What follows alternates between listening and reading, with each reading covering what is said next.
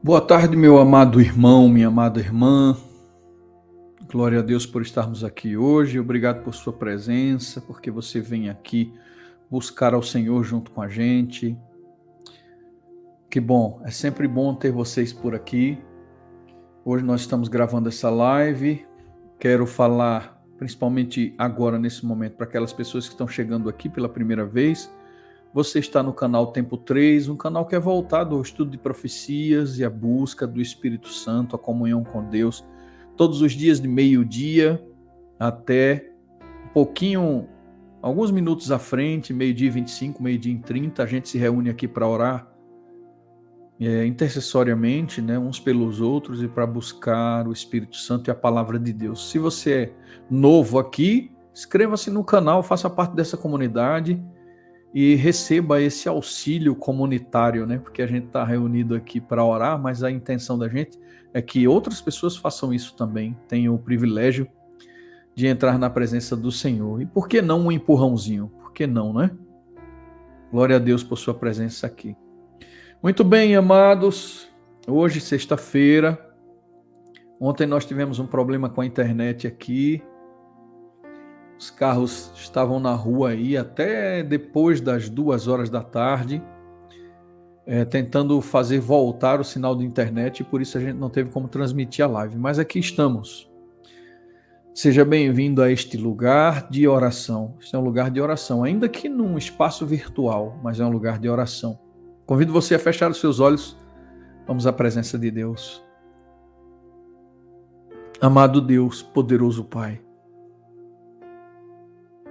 Criador dos céus e da terra, do mar, das fontes das águas, aquele que fala e tudo vem à existência, aquele que tem poder para doar a sua vida como para tornar a tomá-la, aquele que é capaz de regenerar o coração do homem,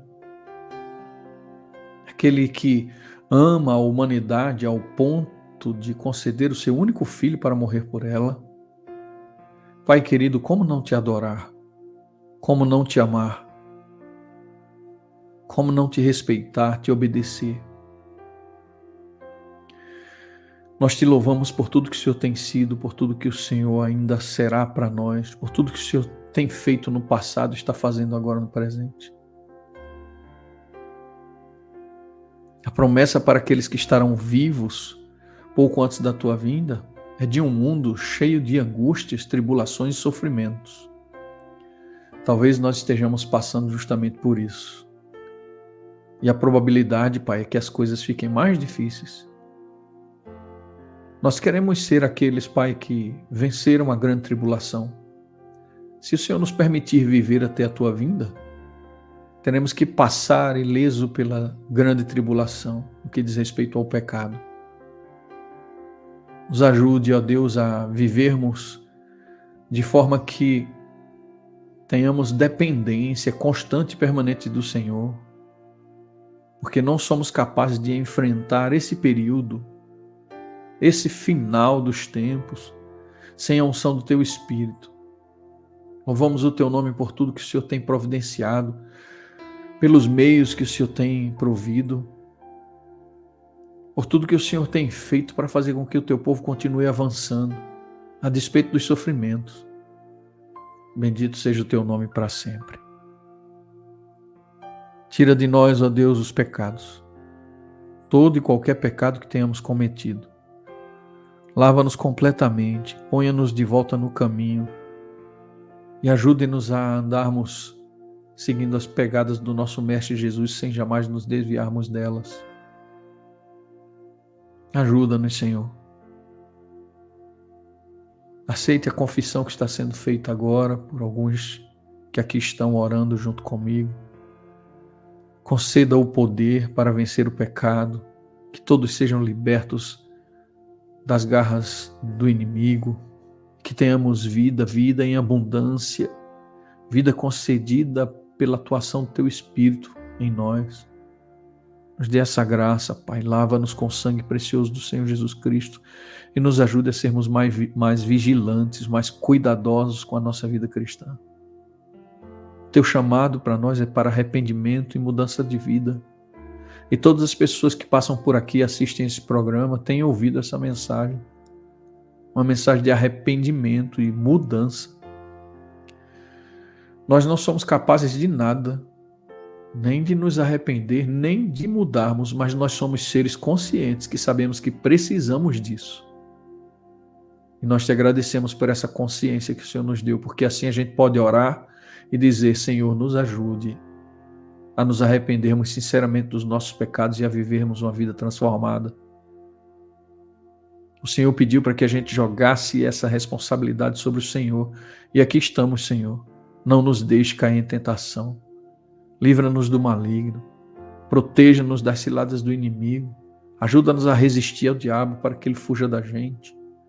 Pois nós queremos ser um testemunho vivo, Senhor, por onde passarmos, para que as pessoas percebam que existe amor em nosso coração, que nós te amamos genuinamente e não somente de palavras.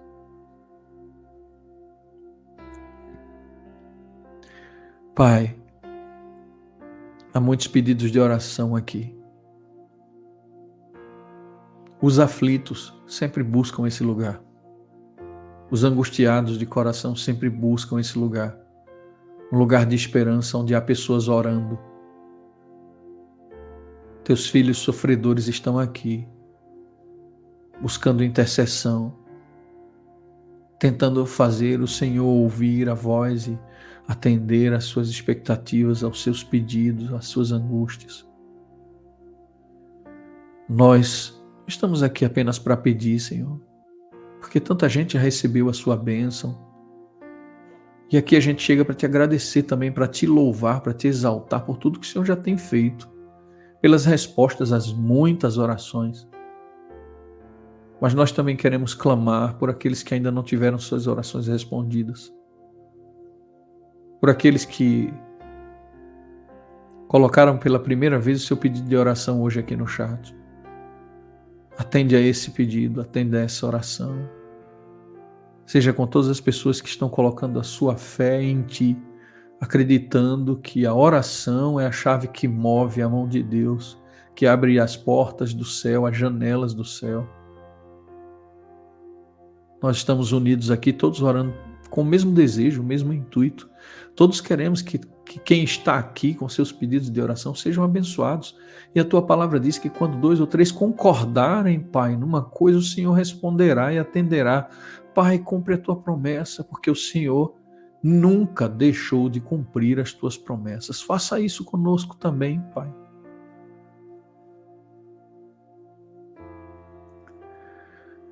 Fale conosco quando abrirmos a Tua palavra agora. Nos inspire.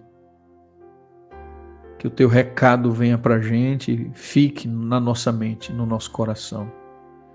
Derrama a porção especial do Teu Espírito sobre todos nós. Estamos carentes do Teu Espírito, ansiosos pelo alto clamor e insistindo todos os dias em oração para que o Senhor cumpra a sua promessa de derramar sobre o Teu povo o Espírito Santo, a chuva serôdia. Essas bênçãos nós pedimos e agradecemos em nome de Jesus. Amém. Amém.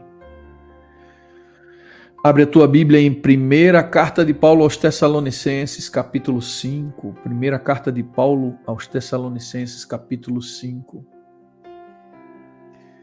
Tema de hoje, os santos do tempo do fim. Mas qual foi a minha intenção ao colocar esse tema? Simples, queridos, eu quero apenas que a gente veja aqui como Paulo fala que vivem as pessoas que estão no tempo do fim e que reconhecem que estão no tempo do fim e que sabem que estão no tempo do fim, não estão em trevas, não estão enganados com respeito aos eventos, não estão enganados, conhecem a palavra de Deus, sabem o que a palavra de Deus diz e quando olham para o mundo entendem que nós estamos próximos às portas. Ele chama esse grupo de pessoas que são do dia e não da noite. Em outras palavras, estão na luz e não nas trevas. Há muitas trevas espirituais assolando o mundo agora, neste momento. Tantas pessoas achando que ainda vão passar 1000 anos aqui. sofrendo, e que Deus vai dar uma segunda chance. Tem tanta gente com essa ideia por aí. Quando a palavra é muito clara, que nós passaremos sim por uma grande tribulação, mas isso antes do retorno do Senhor Jesus. E que esses 1000 anos que a terra ainda estará aqui, ela estará inóspita, vazia. Somente Satanás e os seus anjos estarão aqui aprisionados, como diz o livro de Apocalipse, sem ter a quem tentar. 1000 anos para refletir, para no final desses 1000 anos ser capaz, inclusive, de se curvar diante de Deus e admitir que ele foi justo. Porque está escrito que todos dirão naquele último dia: verdadeiros e justos são os teus juízos, ó Deus eterno. Então, queridos, como vivem os santos no tempo do fim? Como é a rotina, a sua vida? Como é que eles estão preparados para o que vai acontecer? Porque eles não estão em trevas. Eles estão na luz. Eles sabem o que está acontecendo. Você percebe, meu irmão? Escreve aqui, eu percebo. Se você percebe realmente. Eu percebo, escreva aqui, eu vejo. Porque você não está em trevas. Você só estará em trevas se você quiser, porque a palavra de Deus nos deixou claro como seriam os últimos dias. E eu não me refiro só às catástrofes climáticas, não é só isso não. É a junção de todos os processos. É o crescimento desordenado da violência, da corrupção, da maldade humana, da imoralidade. É o crescimento de todas essas coisas. É o crescimento daquelas cenas que a gente só vê se houver ausência do Espírito Santo. O que isso nos indica? Que o Espírito Santo já começou a se retirar de alguns. E alguns estão já se vivenciando uma vida sem a influência do Espírito Santo. Que coisa terrível, não? O Espírito de Profecia confirma essa ideia. Ellen White, desde o seu tempo, Deus já havia revelado para ela que o Espírito Santo já estava começando a se retirar da terra. Imagina agora, depois de tanto tempo, como estão as coisas. É por isso que a gente vê crimes hediondos, coisas terríveis acontecendo diante dos nossos olhos e a gente fica sem entender como é possível que a maldade humana tenha chegado aos níveis que chegou. Você não está em trevas. Você e eu sabemos que isso está acontecendo porque estamos perto do fim. Lembram o que aconteceu antes do dilúvio? Qual foi a expressão bíblica a respeito de um mundo que precisava ser destruído? O que disse Deus? O coração do homem é mau e continuamente mau. A maioria das pessoas são egoístas, ninguém aguenta ter o seu calo pisado, ninguém aguenta ouvir uma expressão mais agressiva, o trânsito está cada vez mais violento, as pessoas se agridem no trânsito e chegam ao ponto das vias de fato, e às vezes tiram a vida uns dos outros. Que cenário terrível é esse? Algumas pessoas continuam com os olhos fechados dizendo: essas coisas sempre aconteceram. Isso já aconteceu com o povo de Deus também, viu? Essas coisas sempre aconteceram, as coisas sempre foi assim. Deus não está fazendo nem bem nem mal, não está tomando nenhuma providência, as coisas vão continuar como sempre foram. Esses são os que estão em trevas. Mas você, meu irmão, que está na luz, você, minha irmã, que Paulo chama aqui de você que vive no dia e não na noite, na luz e não nas trevas. O texto é o verso 8 do capítulo 5 de 1 Tessalonicenses, que diz assim: nós, porém, que somos do dia, sejamos sóbrios, revestindo-nos da couraça da fé e do amor, e tomando como capacete a esperança da salvação. Então, como vivem os santos nessa concepção de que é dia para enxergar as coisas, dia para trabalhar, para se preparar, porque para aqueles que estão em trevas, o que acontece? Eles adormecem. Para eles é tempo de dormir, não de vigiar.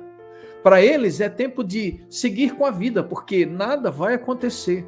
Mas você que vive em pleno dia, você que enxerga os acontecimentos e sabe o que está prestes a acontecer, sabe que estamos às portas, no limiar da eternidade, Você sabe que esse dia que você vive e eu vivo não é um dia para adormecermos nem descansarmos, é dia para lutarmos, para travarmos uma batalha espiritual, para continuarmos crescendo na graça, no conhecimento da pessoa de Jesus, para fortalecermos a nossa fé, porque as trevas virão. E quando elas chegarem, somente aqueles que estiverem iluminados com a presença do Espírito Santo conseguirão enxergar no meio do caos total, da escuridão literal.